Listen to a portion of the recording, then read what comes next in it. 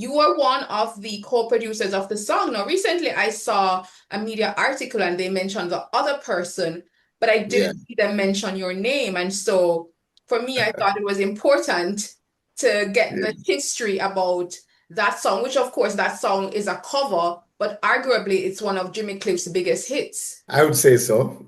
How did Mhm. you get involved in that project back then? This music business is like that, and people omit you for whatever reasons, including people you work close with like this. So it's I'm used to that. It's okay. But anyway, when when Jimmy approached, when his office called me about working on that song, I was in the middle of producing an album for him. It was I think it was either the first or the second production I was doing with him. And from the first day we started to work, whatever, it was a sequence of events.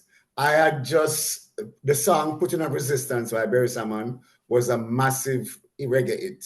And I remember driving in New Kingston somewhere, and a car was driving wildly, up beside me. And I was like, say, who this, man? And then when I glanced over, it was Jimmy Cliff. And he was signaling for me to pull over. So I pull over and he said to me, hey, Clive, you did put up resistance? And I said, yes. He said, listen, I'm on my way to the airport. I'd like to see you when I get back. I'll be back in 2 weeks.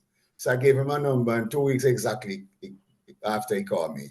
A few months ago, I called Fata Marshall, which was the engineer on the session, and said, Paul, Fata, who produce I can see clearly now? And he say, he called me Zul. He said, no, you Zul? I say, no, it wasn't me, man. Me and Paul. He said, no, and Paul and Fata is very close. He said, no, it was you who produced it. Paul was playing. So I say, yes, but I have always credited produced by Clive Hunt and Computer Paul.